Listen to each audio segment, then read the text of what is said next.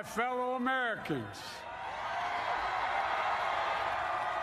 and the people who brought me to the dance, Delawareans.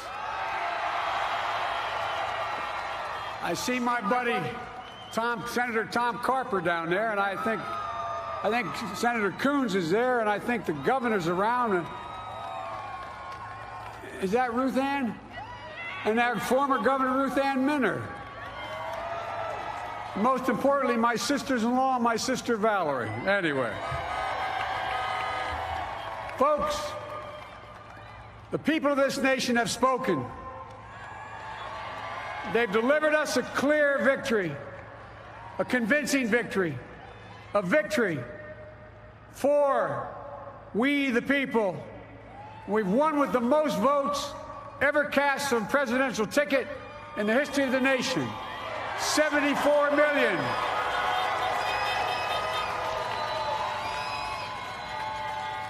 What I must admit has surprised me. Tonight, we're seeing all over this nation, all cities and all parts of the country, indeed across the world, an outpouring of joy, of hope, renewed faith in tomorrow, bring a better day. And I'm humbled by the trust and confidence you've placed in me. I pledge to be a president who seeks not to divide, but unify, who doesn't see red states and blue states, only sees the United States, and work with all my heart, with the confidence of the whole people, to win the confidence of all of you. And for that is what America, I believe, is about. It's about people. And that's what our administration will be all about. I sought this office to restore the soul of America, to rebuild the backbone of this nation, the middle class, and to make America respected around the world again, and to unite us here at home. It's the honor of my lifetime that so many millions of Americans have voted for that vision. And now, the work of making that vision is real. It's a task, the task of our time. Folks, as I said many times before, I'm Jill's husband. And I would not be here without her love and tireless support of Jill and my son Hunter and Ashley, my daughter, and all our grandchildren and their spouses and all our family. They're my heart. Jill's a mom, a military mom, an educator. And she has dedicated her life to education. But teaching isn't just what she does, it's who she is. For American educators, this is a great day for y'all. You're going to have one of your own in the White House. And Jill's going to make a great First Lady. I'm so proud of her.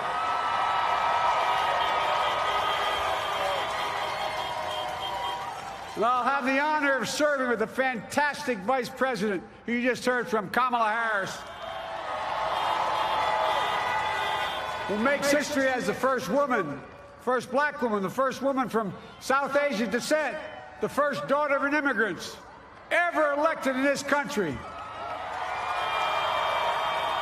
Don't tell me it's not possible in the United States.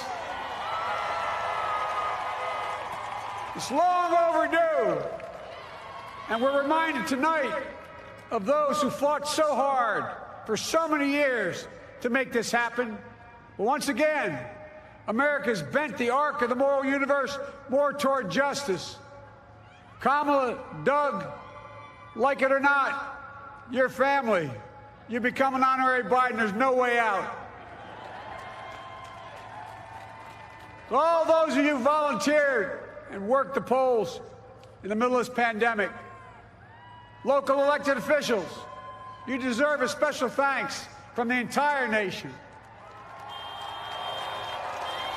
And to my campaign team and all the volunteers and all who gave so much of themselves to make this moment possible, I owe you. I owe you. I owe you everything. and to all those who supported us. I'm proud of the campaign we built and ran. I'm proud of the coalition we put together, the broadest and most diverse coalition in history. Democrats, Republicans, independents, progressives, moderates, conservatives, young, old, urban, suburban, rural, gay, straight, transgender, white, Latino, Asian, Native American. I mean it, especially for those moments, and especially for those moments when this campaign was at its lowest ebb. The African-American community stood up again for me. You've always had my back, and I'll have yours. I said at the outset, I wanted to represent this campaign to represent and look like America. We've done that. Now that's what I want the administration to look like and act like. For all those of you who voted for President Trump, I understand the disappointment tonight. I've lost a couple times myself, but now let's give each other a chance. It's time to put away the harsh rhetoric, lower the temperature, see each other again, listen to each other again. And to make progress, we have to stop treating our opponents as our enemies.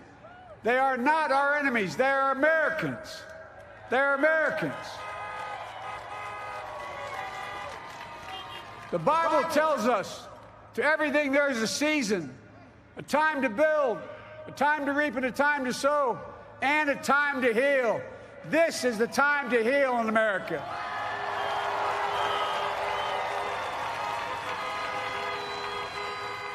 Now this campaign is over.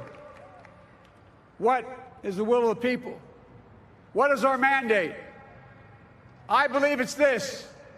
Americans have called upon us to marshal the forces of decency, the forces of fairness, to marshal the forces of science and the forces of hope in the great battles of our time. The battle to control the virus, the battle to build prosperity, the battle to secure your family's health care, the battle to achieve racial justice and root out systemic racism in this country,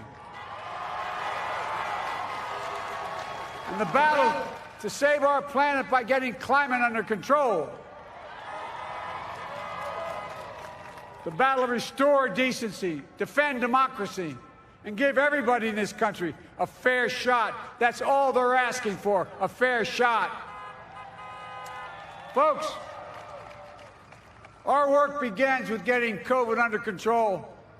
We cannot repair the economy, restore our vitality, or relish life's most precious moments, hugging our grandchildren, our children, our birthdays, weddings, graduations, all the moments that matter most to us until we get it under control.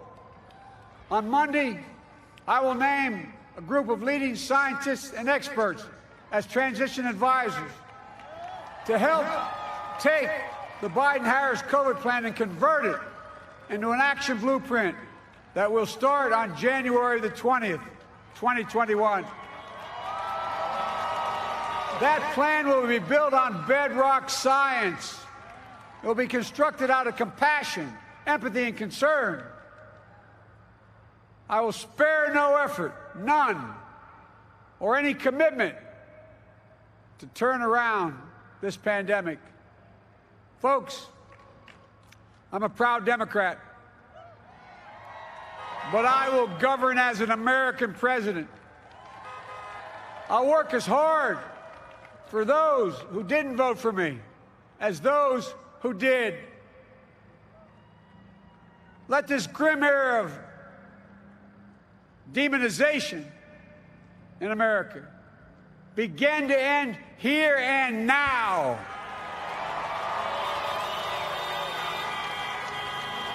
The refusal of Democrats and Republicans to cooperate with one another, it's not some mysterious force beyond our control. It's a decision, a choice we make. And if we can decide not to cooperate, then we can decide to cooperate. And I believe that this is part of the mandate given to us from the American people. They want us to cooperate in their interest. And that's the choice I'll make. And I'll call on Congress, Democrats and Republicans alike, to make that choice with me. The American story is about slow yet steadily widening the opportunities in America. And make no mistake, too many dreams have been deferred for too long. We must make the promises of the country real for everybody, no matter their race, their ethnicity, their faith, their identity, or their disability. Folks, America has always been shaped by inflection points, by moments in time where we've made hard decisions about who we are and what we want to be. Lincoln in 1860, coming to save the Union. FDR in 1932, promising a beleaguered country a new deal. JFK in 1960, pledging a new frontier. And 12 years ago, when Barack Obama made history, he told us, yes, we can. Well, folks, we stand at an inflection point. We have an opportunity to defeat despair, to build a nation of prosperity and purpose. We can do it. I know we can. I've long talked about the battle for the soul of America. We must restore the soul of America. Our nation is shaped by the constant battle between our better angels and our darkest impulses. And what presidents say in this battle matters. It's time for our better angels to prevail. Tonight, the whole world is watching America. And I believe at our best, America is a beacon for the globe. We will lead not only by the example of our power, but by the power of our example. I've always believed, many of you heard me say it, I've always believed we can define America in one word: possibilities. That, in America, everyone should be given an opportunity to go as far as their dreams and God-given ability will take them. You see, I believe in the possibilities of this country. We're always looking ahead to an America that's freer and more just, ahead to an America that creates jobs with dignity and respect, ahead of America that cures diseases like cancer and Alzheimer's, ahead to an America that never leaves anyone behind, ahead of America that never gives up, never gives in. This is a great nation. It's always been a bad bet to bet against America. We're good people. This is the United States of America, and there's never been anything we've been not able to do when we've done it together.